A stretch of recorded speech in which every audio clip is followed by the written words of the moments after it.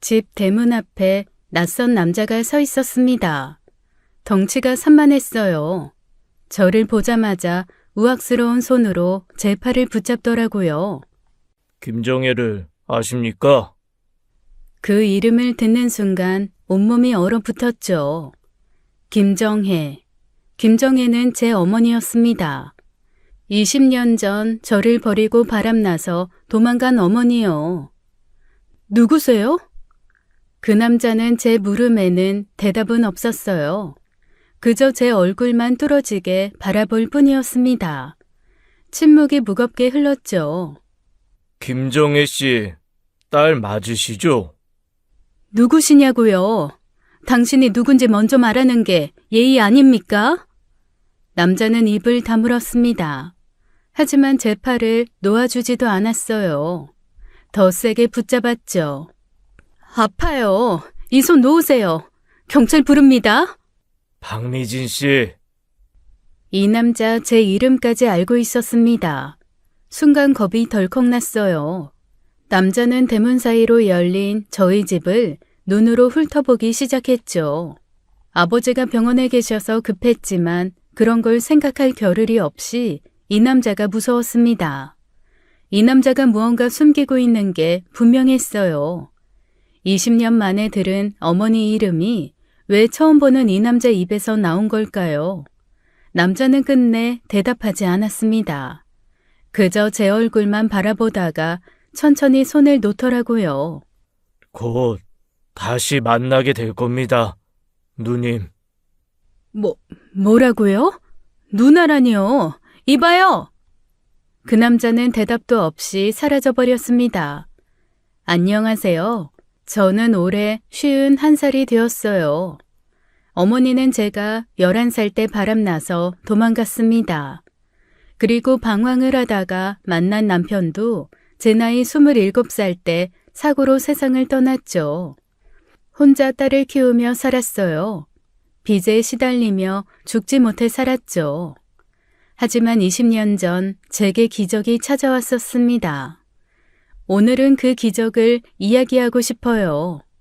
그러려면 먼저 40년 전으로 거슬러 올라가야 해요. 제가 11살이던 그 시절, 어머니가 저를 버리고 도망갔던 그날로요. 40년 전 제 하루는 매일이 지옥 같았어요. 아버지의 고함 소리가 집안을 가득 채웠죠. 넌 또 어디 갔다 왔어? 다른 남자 만났지? 대답해. 누구를 만난 거야? 그 새끼 누구야? 미쳤어? 내가 왜 다른 남자를 만나?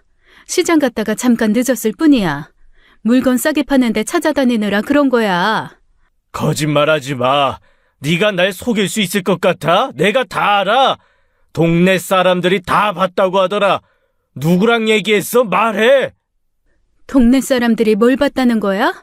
슈퍼 아저씨한테 물건값 물어본 게 다야. 당신 왜 이래? 제발 애 앞에서 이러지 마.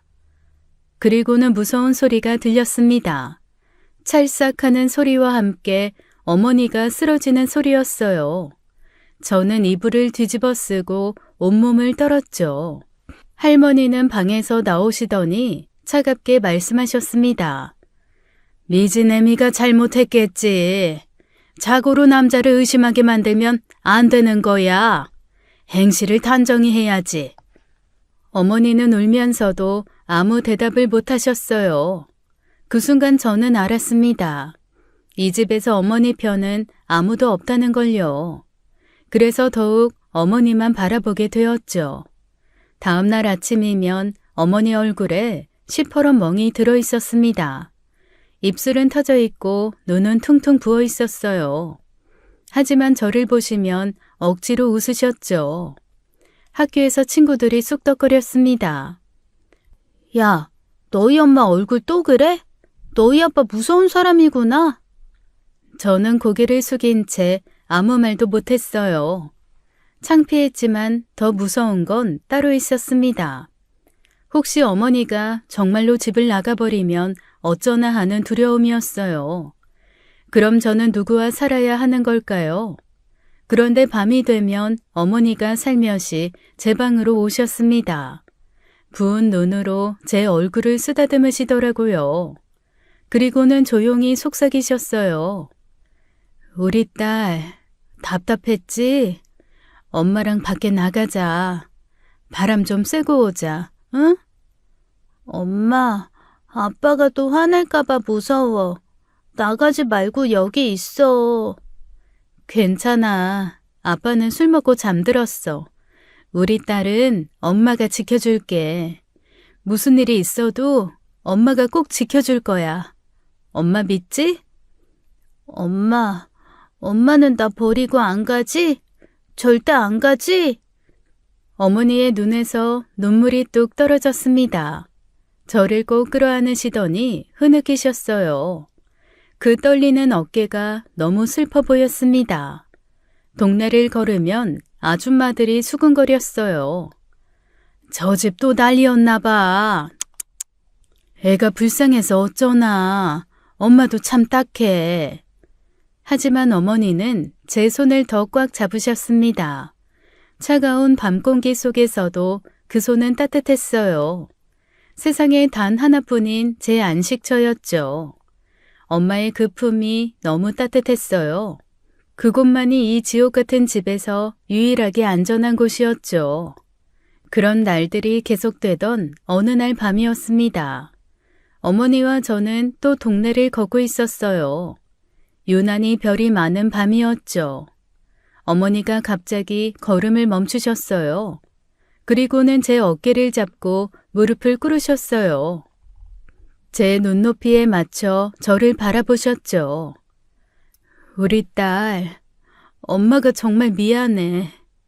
이런 집에서 이렇게 살게 해서 정말 미안해. 엄마가 못나서 우리 딸이 고생이야.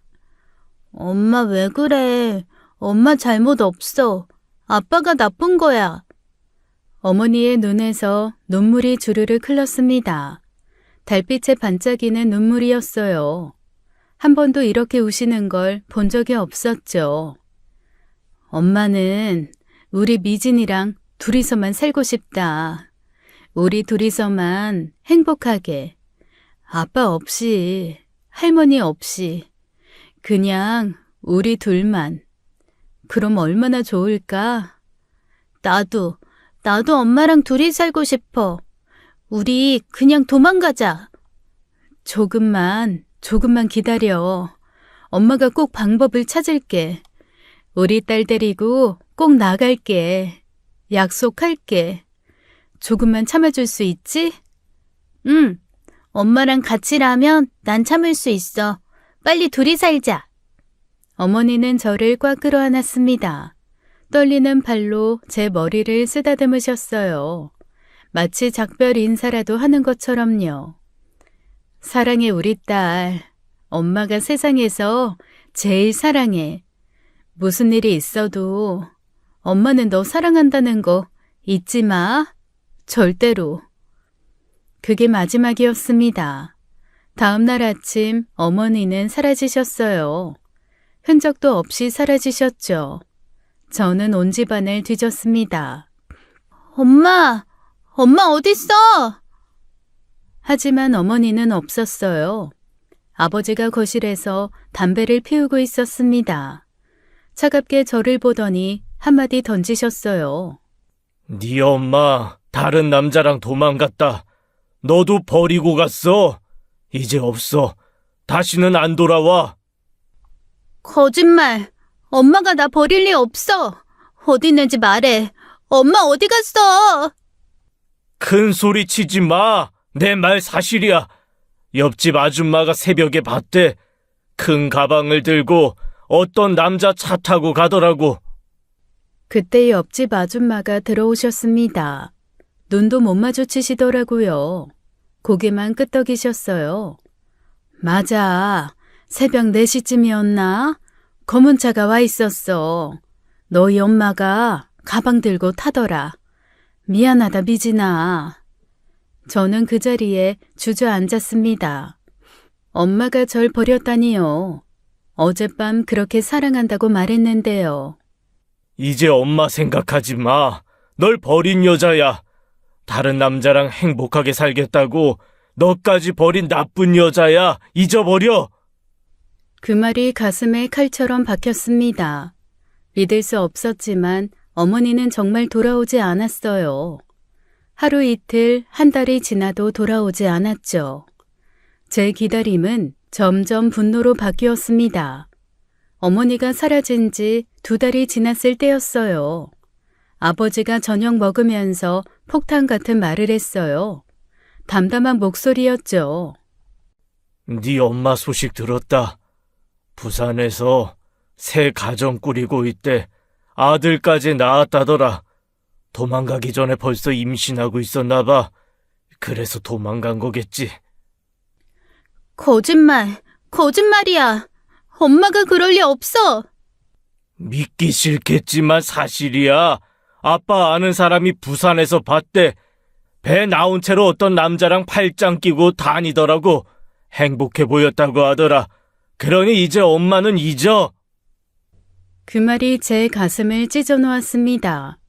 11살 어린 마음은 그 충격을 감당할 수 없었어요. 엄마가 정말로 날 버린 걸까요? 학교 생활도 엉망이 되기 시작했습니다. 수업 시간에 멍하니 앉아만 있었어요. 친구들이 놀려대기 시작했죠. 야, 너희 엄마 바람나서 도망갔다며? 우리 엄마가 그러던데? 너 버려진 애라고. 불쌍해라. 엄마 없는 애. 불쌍하다 불쌍해. 닥쳐. 한 번만 더 그런 말하면 죽여버릴 거야. 죽여? 죽여봐. 때려봐. 너도 너희 엄마처럼 쓰레기네. 버려진 쓰레기. 저는 참을 수 없었습니다. 옆에 있던 의자를 집어들었어요. 그리고 그 아이 머리를 내리쳤죠. 피가 흘렀습니다. 아이는 울면서 쓰러졌어요. 선생님이 달려오셨어요. 박미진, 너 미쳤어? 이게 무슨 짓이야? 친구를 의자로 때리다니. 어머, 이거 어쩜 좋아. 제가 먼저 우리 엄마 욕했어요. 계속 놀렸다고요. 놀린다고 사람을 때려? 엄마 없는 애라더니 너 정말 문제가 많구나. 아버지 모시고 와 당장. 엄마 없는 애라서 문제가 많다고요? 그 말이 더 아팠습니다. 세상 모든 사람이 저를 버려진 아이로 보는 것 같았어요. 중학생이 되면서 저는 완전히 망가졌습니다. 가출이 일상이 되었어요. 학교도 거의 안 갔죠. PC방에서 밤을 새우고 거리를 떠돌았습니다. 거기서 비슷한 애들을 만났어요. 양아치들이었죠. 너 집 나온 애지? 우리랑 놀래? 재밌는 거 많아. 돈도 쉽게 벌 수 있어. 응, 집에 가기 싫어. 맞아. 어른들은 다 거짓말쟁이야. 우리끼리 잘 놀면 돼. 너 예쁘게 생겼는데? 남자친구 있어? 그들과 어울리며 담배도 배웠습니다. 술도 마시기 시작했어요. 16살의 저는 이미 막 나가는 아이가 되어 있었죠. 어느 날 밤이었습니다. 김태식이 저를 빈 건물로 데려갔어요. 술 냄새가 진동했죠. 야, 나랑 잘래? 아이, 어른들이 하는 그거. 싫어. 나 그런 애 아니야.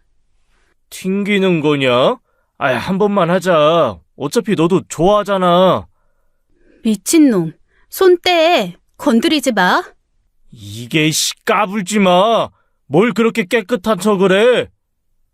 저는 근처에 있던 병을 집어들었습니다. 그리고 그놈을 향해 휘둘렀어요. 저도 크게 다쳤습니다.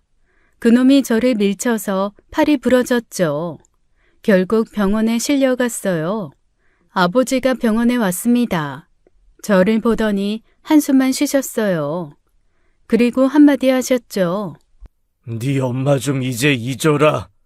좋든 싫든 이제 세상에 우리 둘뿐이야.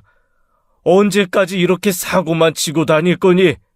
아빠도 괴롭다. 아빠도 힘들어. 부부 사이에는 자식은 모르는 그들만의 사정이 있는 거야. 자식에게는 차마 말 못하는 사정들. 그러니 이제 엄마 때문에 스스로 망가뜨리는 일은 하지 마. 네가 그렇게 할 정도로 좋은 사람 아니었다, 네 엄마는. 병원에서 퇴원하던 날이었습니다. 아버지가 제 짐을 들어주시더라고요. 그리고는 차 안에서 갑자기 눈물을 흘리셨어요. 미안하다. 내가 정말 미안해. 네가 이렇게 된 게 다 내 탓이야. 내가 너무 무심했어. 네 엄마 떠나고 너 혼자 둬서 외롭게 해서 미안해. 됐어요. 이제 와서 뭘. 아빠가 잘못했다. 너한테 관심도 못 줬고 혼자 두고 일만 했지. 그러니까 네가 밖으로 돌기만 하고 그 어린 게 엄마를 잃었는데 나도 위로를 못 해줬구나. 미안하다. 저는 아무 말도 못했습니다. 16살에 처음으로 아버지가 저를 걱정한다는 느낌을 받았어요. 이상하게 눈물이 났죠. 아빠 택시 운전 시작했어. 그러면서 엄마도 찾아보려고 손님들한테 물어보고 전국 다니다 보면 혹시나 해서. 찾지 마세요. 엄마는 나 버리고 갔잖아요. 다른 남자랑 애까지 낳고 잘 살고 있는데 뭘 찾아요? 이제 필요 없어요. 그래도 미진이 넌 엄마를 그리워하니? 필요 없다니까요? 날 버린 사람이 무슨 엄마예요? 5년이나 연락도 없는데. 마음만 먹으면 전화라도 한 통 했을 텐데 안 하잖아. 이 정도면 나도 알아. 엄마는 사정이 있어서 간 게 아니라 그냥 나 버린 거야. 이제 와서 뭐하러 찾아요? 그냥 아빠라도 나한테 제대로 좀 해주세요. 마지막 말이 제 입에서 나온 게 저도 신기했습니다. 어머니에 대한 그리움보다 배신감이 더 컸어요. 오히려 아버지가 안쓰러워 보였죠. 알았다. 네가 원한다면 찾지 않을게. 대신 이제부터라도 아빠가 잘할게. 우리 둘이서라도 잘 지내보자. 집에 들어와 줄래? 네, 들어갈게요. 그 후로 저는 집에 들어왔습니다. 가출도 그만두었어요. 어머니를 미워하면서 아까운 제 인생을 버리지 않기로 했죠. 그게 제가 할 수 있는 최소한의 복수였어요. 그렇게 아버지와 살아보기로 했습니다. 아버지는 정말 노력하셨어요. 저녁도 가끔 해주시고 용돈도 주셨습니다. 서툴지만 대화도 하려고 했어요. 오늘 학교는 어땠어? 뭐 필요한 거 없어? 그냥 괜찮아요. 아빠도 일하느라 피곤하실 텐데 쉬세요. 아니야. 이제라도 우리 딸 얘기 듣고 싶어. 친구들이랑은 잘 지내? 이런 평범한 대화가 어색했지만 나쁘지 않았습니다. 5년 만에 처음으로 가족 같은 느낌이 들었어요. 어머니 없이도 살 수 있을 것 같았죠. 그런데 그해 겨울 할머니가 쓰러지셨습니다. 뇌출혈이었어요. 일주일 만에 돌아가셨죠. 임종 직전 할머니가 저를 부르셨습니다. 흐릿한 눈으로 저를 보시더라고요. 그리고 떨리는 목소리로 말씀하셨어요. 네가 엄마 닮아서 아빠 속썩이는구나. 미진아, 그 여자처럼 되지 마라. 너는 모른다. 내 아들 불쌍하다. 네 아빠 불쌍한 사람이야. 너는 네 아빠 미워하지 말아라. 네, 할머니. 할머니는 그렇게 눈을 감으셨습니다. 마지막까지 어머니를 미워하셨어요. 저도 이해했습니다. 장례식장에서 친척들이 수군거렸어요. 하지만 이제는 신경 쓰이지 않았습니다. 어머니를 미워하는 마음이 저도 생겼으니까요. 괜찮아. 할머니 말씀 신경 쓰지 마. 이제 우리 둘뿐이지만 잘 지내보자. 네, 아빠. 처음으로 아빠라고 편하게 불렀습니다. 어머니가 없어도 살아갈 수 있을 것 같았어요. 고등학교를 겨우 졸업했습니다.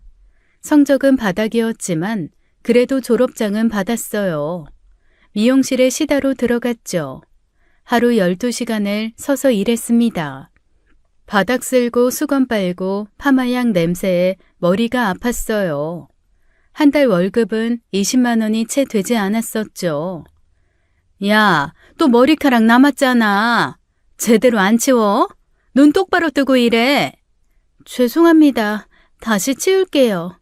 시다 주제에 뭘 그렇게 바라냐? 일 배우는 거에 감사하면서 일해야지. 내가 착하니까 돈 주는 거야. 다른 데는 돈도 안 줘. 네, 알겠습니다. 그래도 견뎠습니다. 언젠가 제 미용실을 차릴 거라는 꿈이 있었어요. 손님 머리 감기는 것부터 차근차근 배웠죠. 퇴근하면 밤 10시였습니다. 집에 가면 아버지가 기다리고 계셨어요. 택시일 끝내고 술 한잔 하고 계셨죠. 늦었네. 밥은 먹었어? 아직이요. 아빠 저녁은요? 나야 라면 끓여 먹었지. 너도 먹어야지. 김치라도 볶아줄까? 제가 할게요. 아빠는 쉬세요. 매일 그렇게 밥 차려드리고 빨래하고 청소했어요. 피곤해 죽을 것 같았지만 이게 제 삶이라고 생각했습니다. 어머니 없이도 잘 살고 있다고 스스로 다독였죠. 그러던 어느 날이었어요. 같은 건물 2층 중국집에서 일하는 남자를 만났습니다. 배달하고 돌아오다가 계단에서 마주쳤죠. 매일 늦게까지 일하시네요. 미용실이죠? 고생 많으세요. 네, 배달도 힘드실 텐데. 이거요? 익숙해져서 괜찮아요. 근데 저녁은 드셨어요? 우리 가게 탕수육 남은 거 있는데. 그 남자는 이준호라고 했습니다. 착하고 성실한 사람이었죠. 매일 퇴근 시간에 맞춰 저를 기다려주기 시작했어요.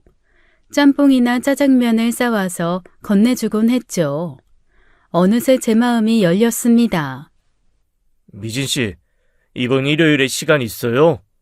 영화나 볼까 했는데. 일요일이요? 네, 시간 있어요. 정말요? 그럼 낮에 만나요. 밥도 제가 살게요. 처음으로 누군가 저를 아껴주는 느낌이었어요. 어머니가 떠난 후 처음 느끼는 따뜻함이었습니다. 이 사람이라면 믿어도 될 것 같았죠. 미진 씨는 꿈이 뭐예요? 저요? 나중에 작은 미용실 하나 차리고 싶어요. 아주 작아도 좋으니까 제 가게요. 좋네요. 저도 돈 모아서 작은 분식집 할 거예요. 우리 둘 다 꿈 이루면 좋겠다. 그때 축하해줘요. 네, 꼭 축하해 줄게요.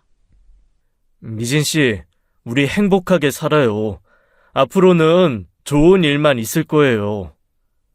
별거 아닌 그 말에 눈물이 났습니다. 누군가 제 편이 되어준다는 게 이렇게 좋은 건지 몰랐어요. 새로운 희망이 생겼죠. 준호와 연애한 지 2년이 되었습니다.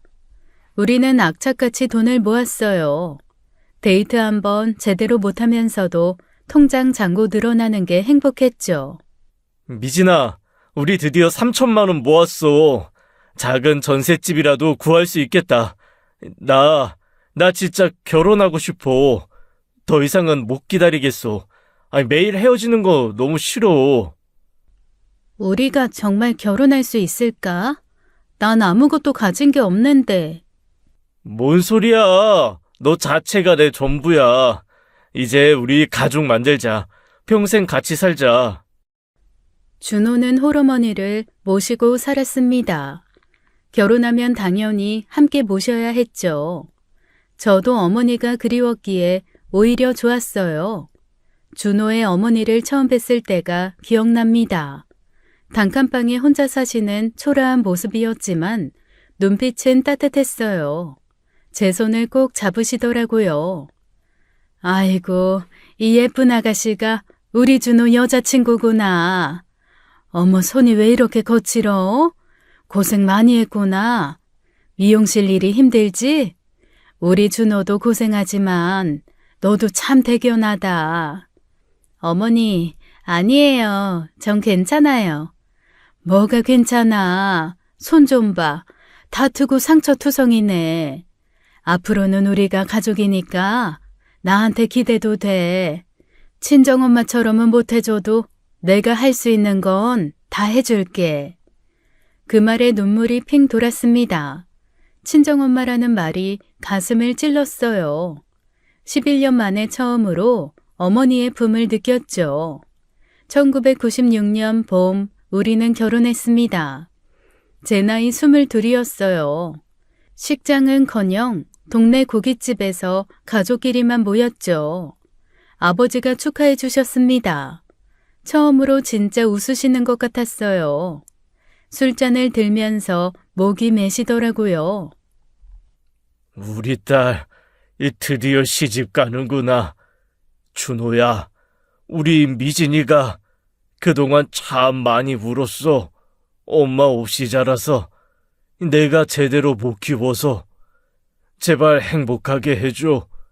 내 딸 꼭 지켜다오. 아버님, 걱정 마세요. 미진이 절대 눈물 흘리게 안 할게요.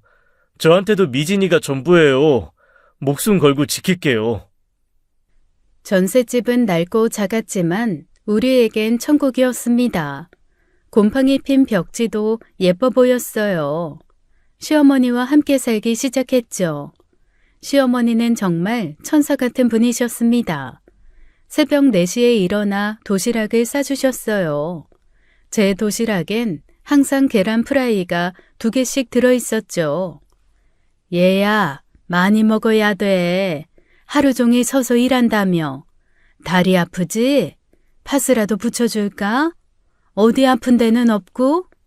어머니, 정말 괜찮아요. 어머니야말로 무릎 아프신데 이렇게 매일. 에이, 내가 뭘 집에만 있는데. 나는 내 아들 며느리 밥 챙기는 게 그렇게 기쁠 수가 없다. 너희가 어머니 밥 맛있어요 할 때가 제일 행복해. 진짜야. 결혼 2년 만에 딸이 태어났습니다. 1998년 여름 분만실에서 울음소리가 들렸어요. 남편이 펑펑 울었죠. 미진아, 고마워. 정말 고마워. 우리 딸이야. 너무 예뻐. 꼭 천사 같아. 내가 정말 잘할게. 좋은 아빠 될게. 울지 마. 나도 울잖아. 우리 딸 서연이야. 예쁘지? 아이고 세상에 이렇게 예쁜 애를 낳았네. 우리 강아지 할미가 널 어떻게 키우나. 금이야 오기야 키워줄게. 시어머니 덕분에 저는 일을 계속할 수 있었습니다. 미용실 조수가 되어 월급도 40만 원으로 올랐어요. 남편은 더 많이 벌겠다며 퀵서비스를 시작했죠. 위험한 건 알지만, 돈 더 벌어야 하잖아. 서연이 좋은 유치원도 보내고, 엄마 병원비도 있고. 조금만 더 고생하자. 나 진짜 조심할게. 조심해야 돼. 무조건 조심해. 우리한테 당신밖에 없잖아. 하지만 행복은 3년밖에 못 갔습니다. 시어머니가 갑자기 쓰러지셨어요. 병원에서도 손 쓸 수 없다고 했죠. 미진아, 미안해. 더 오래 서연이 봐주고 싶었는데. 준호, 우리 준호 잘 부탁해. 성질 급한 거 알지? 참아주고 사랑해줘. 그렇게 시어머니는 떠나셨습니다. 저를 친딸처럼 아껴주신 유일한 어머니였어요. 또다시 어머니를 잃은 기분이었죠. 시어머니가 돌아가신 후 남편은 더 열심히 일했습니다. 퀵서비스로 하루 12시간씩 달렸어요. 서연이와 저를 위해서라면서요. 2001년 7월 장마철이었습니다. 비가 억수같이 쏟아지던 날이었어요. 남편에게서 전화가 왔죠. 미진아, 오늘 비 와서 일 많아. 늦게 들어갈 것 같아. 서연이 재워놓고 먼저 자. 조심해서 갈게. 비 너무 많이 오는데 오늘은 그만하고 들어와. 위험해. 괜찮아. 이런 날 돈 더 벌어야지. 서연이 학원비도 있고. 아이, 걱정 마. 사랑해. 그게 마지막 통화였습니다. 2시간 후 병원에서 연락이 왔어요. 남편이 사고를 당했다고요. 빗길에 미끄러진 승용차와 정면 충돌했습니다. 남편은 즉시 중환자실로 실려갔어요. 온몸이 부서진 상태였죠. 비가 너무 많이 와서 미끄러졌어요. 그리고 오토바이가 너무 빨리 달렸어요. 저만 잘못한 게 아니에요. 무슨 소리예요?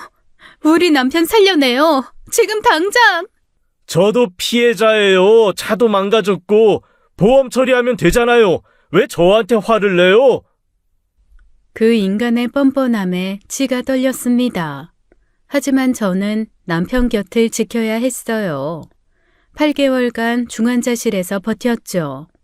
수술만 10번을 했습니다. 뇌수술, 흉부수술, 다리수술. 의사들도 기적이라고 했어요. 이 정도 부상으로 8개월이나 버틴 건 정말 대단합니다. 하지만 더 이상은 어렵습니다. 가족분들이 마음의 준비를 하셔야 할 것 같습니다. 안 돼요. 우리 남편 아직 27살이에요. 딸도 있다고요. 제발 살려주세요. 병원비는 눈덩이처럼 불어났습니다. 8개월 만에 4천만 원이 나왔어요. 전 재산을 다 털어도 모자랐죠. 보호자님, 병원비가 너무 밀렸어요. 저희도 규정이 있어서. 대출을 받고 사채까지 썼습니다. 하지만 한계가 있었어요. 남편의 생명줄이 하나씩 끊어지기 시작했죠. 2002년 3월 남편이 숨을 거뒀습니다. 마지막까지 제 손을 잡으려 애썼어요. 말도 못하고 눈물만 흘렸죠. 미진아, 미안해. 서연이. 말하지 마. 힘들어하지 마. 괜찮아. 다 괜찮을 거야. 남편은 눈을 감았습니다. 28살에 너무나도 젊은 나이예요. 저도 같은 나이였죠. 시댁에 연락했습니다. 형제들이 와서 한마디씩 했어요. 돈 얘기뿐이었어요. 우리도 형편이 어려워요. 장례비라도 제발 조금만 도와주세요. 서연이 아빠잖아요. 미안해요. 진짜 돈이 없어요. 결국 혼자 장례를 치렀습니다. 빚 4천만 원을 고스란히 떠안았어요. 서연이와 단둘이 남았죠. 남편 장례식이 끝나고 일주일 후였습니다. 빚쟁이들의 전화가 쏟아졌어요. 다시 일을 시작해야 했죠. 예전 미용실로 돌아갔습니다. 원장은 시다 자리밖에 없다고 했어요. 월급은 역시나 최저시급에 미치지도 못했죠. 하지만 그땐 다 그랬어요. 과부된 건 알지만 일은 제대로 해야지. 예전처럼 열심히 해. 알겠지? 네, 열심히 하겠습니다. 그리고 말인데 손님들한테 친절하게 해. 특히 남자 손님들. 미진 씨가 과부인 거 알면 동정표 살 수도 있으니까. 그 말이 비수처럼 꽂혔습니다. 하지만 서연이를 위해 참았어요. 매일 12시간씩 서서 일했죠. 한 달쯤 지났을 때였습니다. 단골 중년 남자가 저를 불렀어요. 윤 사장이라는 사람이었죠. 미진 씨, 과부됐다며? 참 안 됐어. 젊은 나이에. 혼자 애 키우기 힘들지? 괜찮습니다. 일하니까요. 이런 데서 푼돈 받으면서 아유 내가 도와줄 수 있는데 나랑 친하게 지내면 돈 걱정 안 해도 돼. 그러면서 제 손을 잡았습니다. 역겨웠어요. 하지만 원장이 저를 노려보고 있었죠. 원장이 저를 창고로 불렀습니다. 화난 얼굴이었어요. 제 팔을 잡아 끌었죠. 윤 사장님한테 왜 그렇게 냉랭하게 대해? 큰 손님이야. 한 달에 얼마나 쓰는 줄 알아? 그러시는 거 불편했어요. 그게 뭐 대수야? 과부 주제에 뭘 그렇게 깨끗한 척을 해? 손님 놓치면 네가 책임질 거야? 너 윤 사장님 놓치면 네 월급에서 깎을 거야. 그래도 이건 아니잖아요. 뭐가 아니야? 그리고 내가 충고 하나 할까? 차라리 윤 사장 첩으로 들어가. 그게 지금보다 100배는 편하게 살 거야. 미진 씨의 학원비는 어떻게 낼 건데? 빚은 현실을 좀 봐. 깨끗한 척 그만하고. 미쳤어요? 내가 왜 그런 짓을 해요? 그런 짓? 네가 뭔데 그런 말을 해? 과부가 남자 만나는 게 그런 짓이야? 돈 없으면서 자존심만 세네. 여기서 계속 일하고 싶으면 윤 사장한테 잘해. 원장이 저를 다시 홀로 밀어 넣었습니다. 윤 사장이 기다리고 있었어요. 비열한 웃음을 짓고 있었죠. 강 사장이 뭐라고 했어? 아니, 내가 강 사장 혼내줄까? 아유, 난 나쁜 사람 아니야.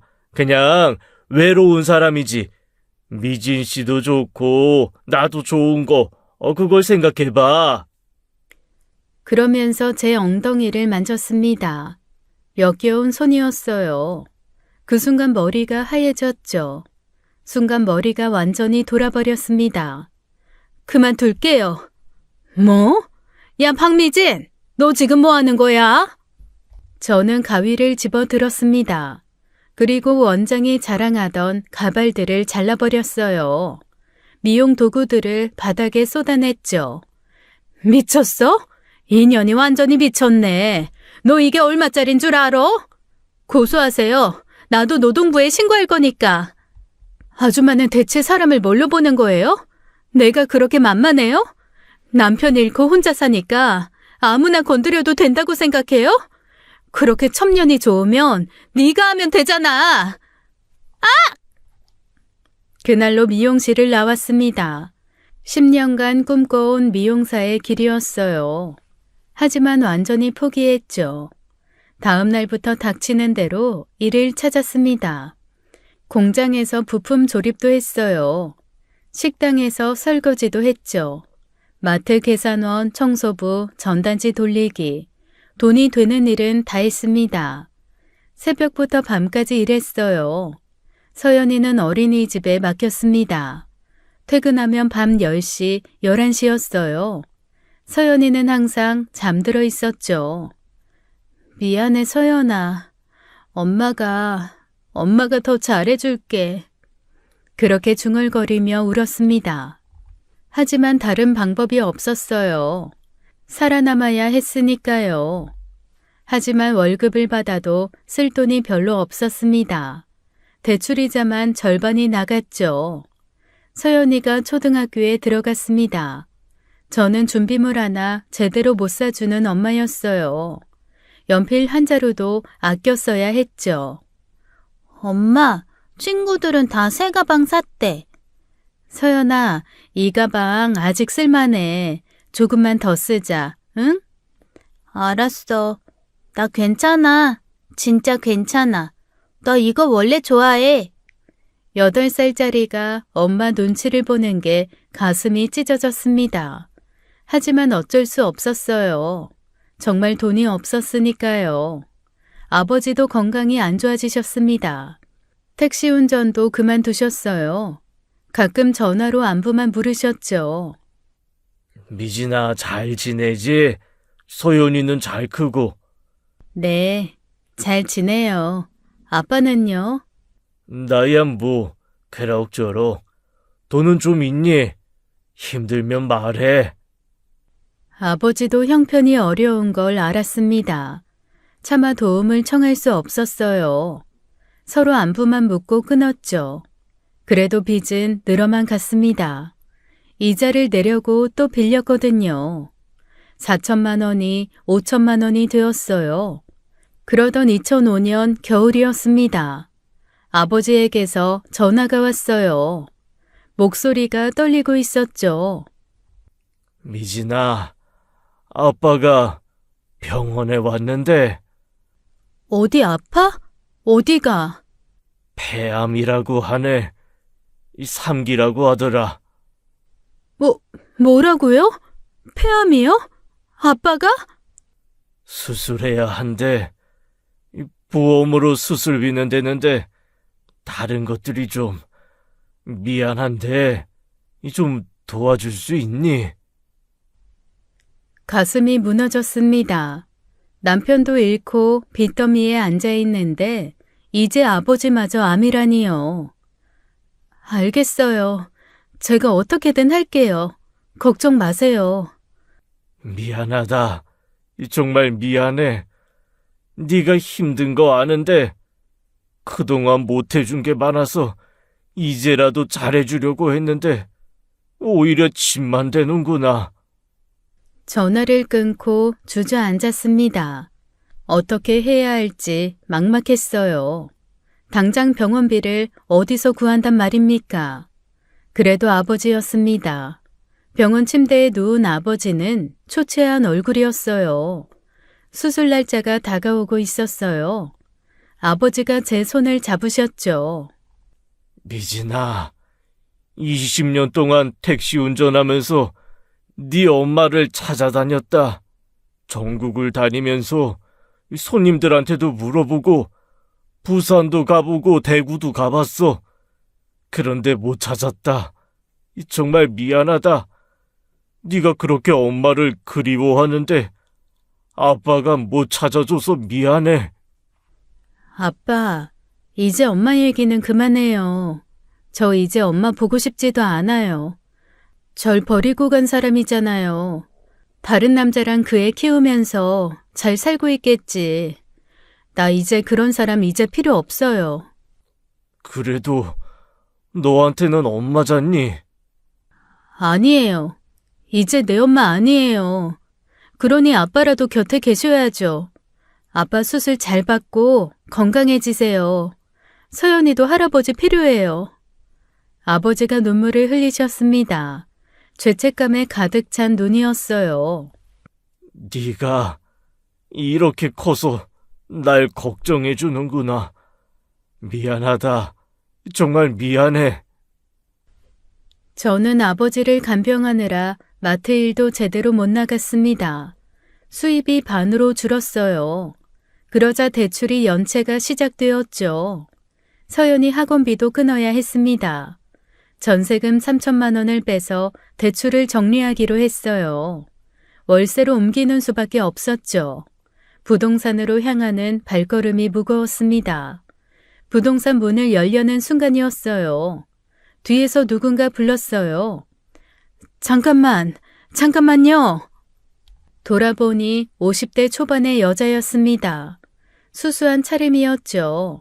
그런데 그 얼굴을 보는 순간 심장이 멈춘 것 같았어요. 20년이 지났지만 한눈에 알아볼 수 있었습니다. 어머니였어요. 엄마? 미진아, 우리 미진이 맞지? 미진아, 나야 엄마야. 처음에는 아무 말도 할 수가 없었어요. 너무 갑작스러운 만남이라 어안이 벙벙했죠. 그리고 잠시 후 순간 모든 감정이 폭발했습니다. 20년간 쌓인 원망이 터져나왔어요. 눈물과 함께 말이 쏟아졌죠. 왜 이제 와서 나타난 거야? 20년이야, 20년. 엄마가 나 버리고 간 지 20년이 지났다고. 그동안 내가 어떻게 살았는지 알아? 아빠한테 매일 듣고 또 들었어. 엄마가 다른 남자랑 도망갔다고. 부산에서 아들까지 낳고 잘 산다고. 나 버리고 행복하게 산다고. 그럼 그냥 그렇게 혼자 행복하게 살지. 왜 내 앞에 나타나? 우연히 마주쳤어도 그냥 모른 척하고 갔어야지. 미진아, 그게 아니야. 엄마 말 좀 들어봐. 듣기 싫어. 이제 와서 무슨 말을 하려고? 나 아무 말도 듣기 싫어. 그냥 지금처럼 살아. 왜 찾아왔어? 왜? 어머니의 눈에서 눈물이 흘렀습니다. 하지만 저는 멈출 수가 없었어요. 나 엄마 보고 싶지 않아. 진짜 싫어. 엄마 20년 동안 한 번도 연락 없었잖아. 살았는지 죽었는지도 아무 연락 없다가 갑자기 왜 이래? 그냥 가. 그냥 스쳐 지나가는 사람인 것처럼. 제발 그냥 가버려. 오열하며 돌아서려 했습니다. 그때 어머니가 제 팔을 붙잡았어요. 떨리는 손이었죠. 제발 잠깐만 얘기 좀 하자. 10분만, 아니 5분만 시간을 줘.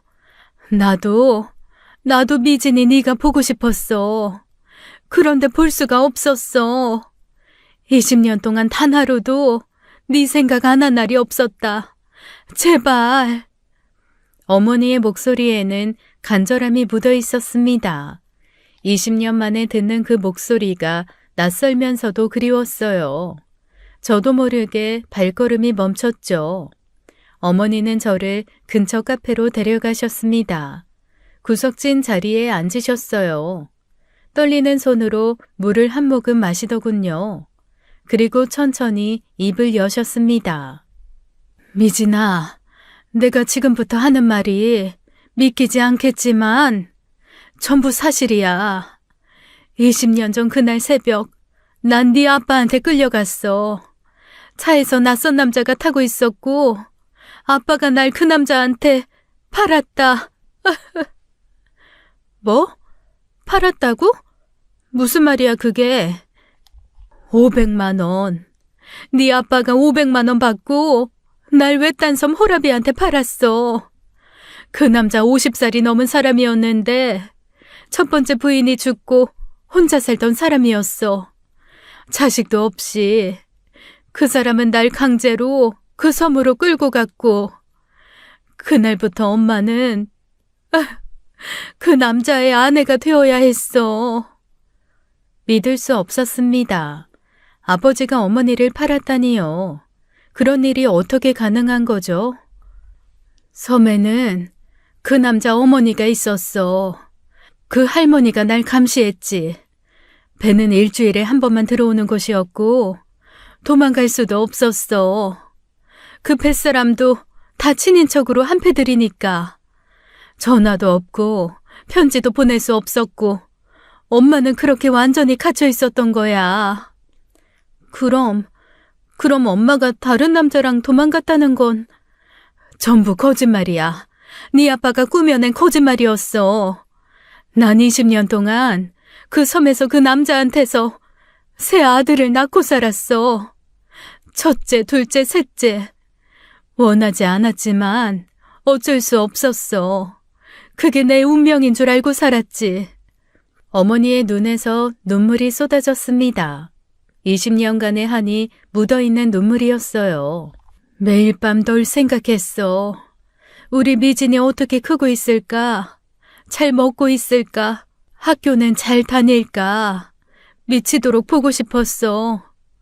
하지만 갇혀 있었어. 그 지옥 같은 섬에. 엄마, 그럼 어떻게 나왔어? 도망쳤어? 그런데 작년에 기적이 일어났어. 시어머니가 먼저 돌아가시고 2달 후에 그 남자도 심장마비로 죽었거든. 그리고 새 아들이, 그 아이들이 나를 부르더라. 어머니가 가방에서 사진을 꺼냈습니다. 3명의 젊은 남자 사진이었어요. 큰아들이 다 알고 있다고 했어. 내가 강제로 온 거. 자기 아빠가 돈 주고 날 데려온 거 전부 알고 있었대. 그래서 이제 자유롭게 살라고 자기들이 도와주겠다고 했어.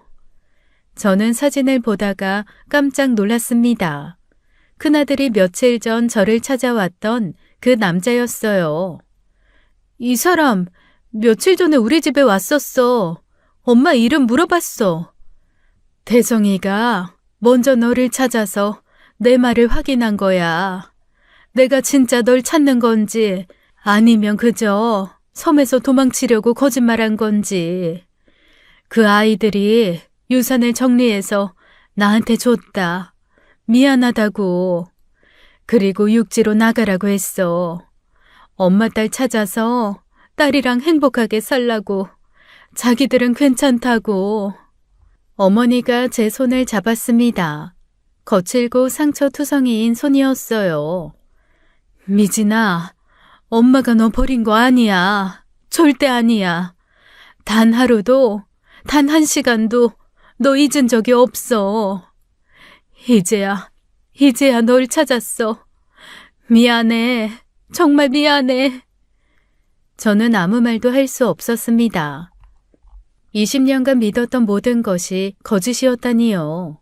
아버지가 어머니를 팔았다니요. 아버지가 제게 끔찍한 거짓말을 한 거였어요. 엄마와 헤어져 살아야 했던 이 아까운 세월을 어떻게 보상을 받나요? 가슴이 찢어지는 것 같았습니다. 저는 카페를 뛰쳐나왔어요. 병원으로 달려갔어요. 병실 문을 벌컥 열고 들어갔습니다. 아버지가 침대에 누워 계셨어요. 저를 보더니 미소를 지으려 하셨죠. 미진아, 왔구나. 부동산은 잘 다녀. 엄마를 팔아먹었어요? 그 한마디에 아버지의 얼굴이 굳었습니다. 눈동자가 흔들렸어요. 입술이 파르르 떨렸죠. 대답을 못하고 시선을 피했습니다. 대답해. 엄마를 500만 원 받고 섬에 팔았냐고. 50이 넘은 호라비한테 팔아 넘겼냐고. 그게 사실이에요? 말하라고. 그건, 미진아. 이거 어떻게. 그딴 게 중요해요, 지금? 사실이냐고 물어봤잖아요. 엄마 만났어. 엄마가 전부 다 말했어. 20년 동안 섬에 갇혀 살았다고. 새아들까지 낳고 노예처럼 살았다고. 감시당하면서. 그거 다 아빠가 한 짓이야? 내가 물었잖아. 아버지가 눈을 감았습니다. 그게 답이었어요. 시인하는 거였죠. 어떻게 그럴 수가 있어?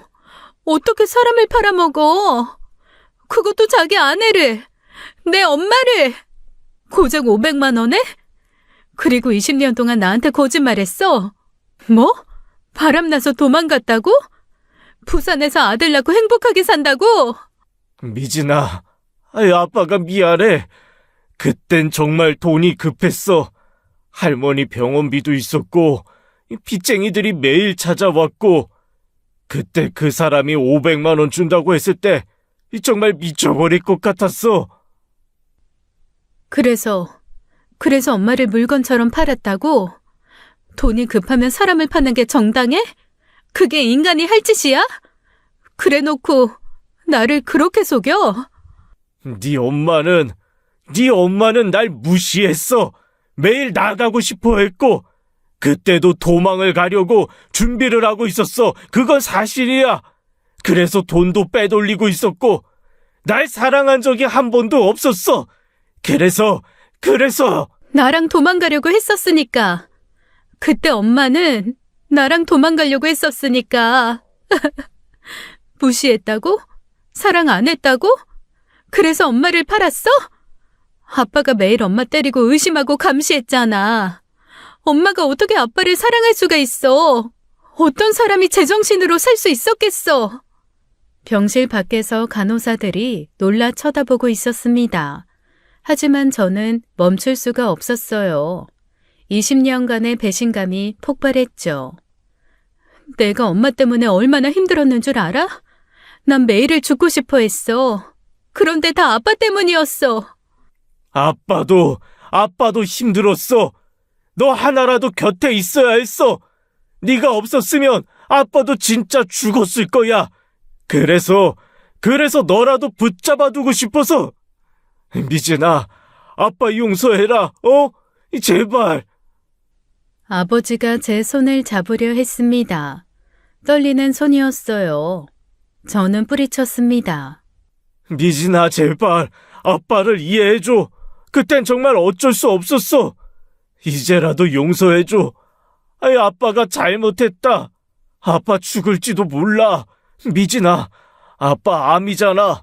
너라도 이 아빠 버리지 마라. 제발.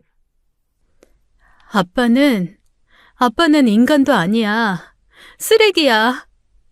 저는 병실을 나가려 했습니다. 아버지가 침대에서 일어나려 했어요. 하지만 힘이 없어 쓰러졌죠. 바닥에 무릎 꿇은 채 울부짖었습니다. 미진아, 제발 아빠를 버리지 마. 이제 아빠는 너밖에 없어. 죽어가는 아빠를 제발 혼자 두지 마라. 무서워. 아빠는 죽는 게 무서워. 제발. 엄마도 20년 동안 그렇게 무서웠어. 갇혀서 혼자서. 이제 아빠도 혼자 지옥에서 살아.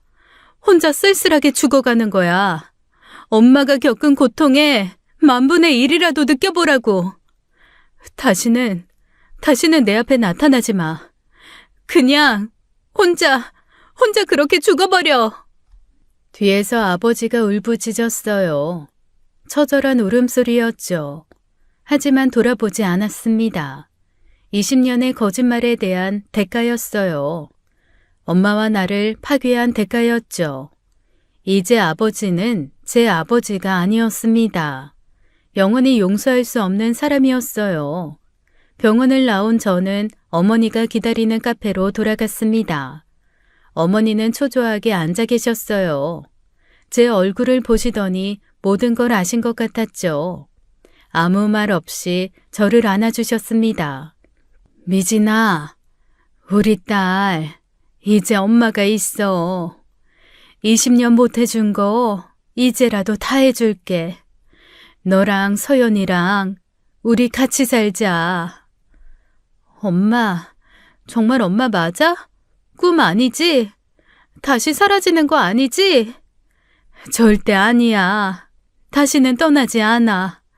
죽어도 너 곁에 있을 거야. 다음 날부터 어머니는 행동에 나섰습니다. 저를 데리고 부동산으로 가셨어요. 제가 놀랄 만큼 큰 돈을 가지고 계셨죠. 섬에서 받은 재산이야. 그 아이들이 준 거야. 이제 이 돈으로 우리가 새 출발하는 거야. 좋은 집 사자. 너 이름으로. 엄마, 이건 너무 큰 돈이야. 나한테 이렇게까지.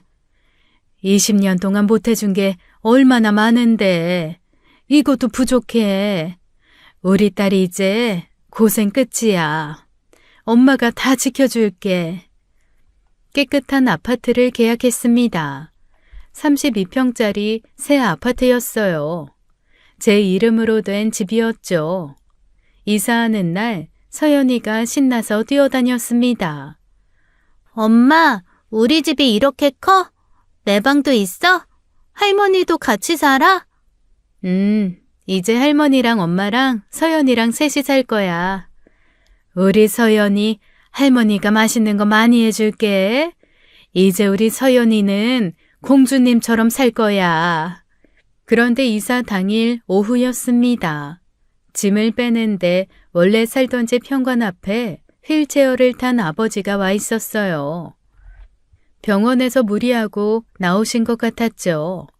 초췌한 얼굴로 저를 바라보셨습니다. 미진아, 제발 한 번만 용서해줘. 아빠가 정말 잘못했어. 죽기 전에 너한테 용서받고 싶다. 왜 여기까지 왔어요? 다시는 안 만난다고 했잖아요. 그때 어머니가 나오셨습니다. 20년 만에 마주한 두 사람이었어요. 어머니의 눈빛이 차가웠죠. 당신이 날 팔아먹고도 여기 올 염치가 있어? 20년 동안 내가 어떻게 살았는지 알아? 매일 밤 울면서 죽고 싶었어. 미진이 생각에 미쳐버릴 것 같았다고. 정말 미안해. 그땐 내가 미쳤었어. 미쳤다고? 돈 때문에 사람을 판 게 미친 거야? 아니야. 당신은 처음부터 악마였어. 내 인생 망치고 미진이 인생도 망쳤어. 어머니는 아버지에게 다가가 뺨을 쳐버렸습니다. 그리고 발로 찼죠. 아버지 휠체어가 옆으로 쓰러졌고 아버지는 바닥에 뒹굴었어요. 아버지는 울면서 바닥을 기었습니다. 어머니가 경비실로 전화했어요. 경비원들이 올라왔어요. 이 사람 좀 내보내주세요. 다시 오면 경찰 부를 거예요. 제발 미진아, 아빠를 용서해. 이 죽어가는 아빠를. 아빠한테 속은 그 세월이 나는 원통해. 죽을 만큼 화가 난다고. 그만 찾아와. 그냥 어디에서 조용히 죽어. 경비원들이 아버지를 데리고 갔습니다. 휠체어 소리가 멀어졌어요. 어머니가 제 어깨를 잡으셨죠. 미진아, 저 사람은 잊어. 우리한테 그런 사람은 없어. 이제 우리 셋이 가족이야. 이제 앞일만 생각하며 행복하게 살자. 저는 엄마를 안았습니다. 그리고 오래도록 울었어요. 그렇게 새로운 삶이 시작되었습니다. 어머니와 딸과 저 3명의 새로운 가족이었어요. 20년의 거짓말이 끝나고 진실된 삶이 시작된 거였죠. 그렇게 다시 20년이 흘렀습니다. 이제 저는 51가 되었어요. 어머니가 마련해준 작은 카페를 운영하고 있어요. 카페는 동네 명소가 되었습니다. 단골 손님들이 매일 찾아오세요. 안정적인 수입으로 평화롭게 살고 있어요. 서연이도 이제 다 컸습니다. 대학을 졸업하고 대기업에 다니고 있어요. 첫 월급으로 할머니와 제게 선물을 사줬죠. 엄마, 할머니, 그동안 고생 많으셨어요. 이제는 제가 모실게요. 2분이 계셔서 제가 여기까지 올 수 있었어요. 어머니는 여전히 건강하시고 밝으세요. 매일 카페에서 저를 도와주시죠. 아버지는 그날 이후 6개월 만에 돌아가셨습니다. 혼자 쓸쓸하게 숨을 거두셨다고 들었어요. 저는 끝내 장례식에 가지 않았습니다. 용서할 수 없었어요. 어머니의 20년을 훔친 그 죄를요. 저의 유년기를 망친 그 거짓말들을요. 아주 옛날 서연이가 물어본 적이 있습니다.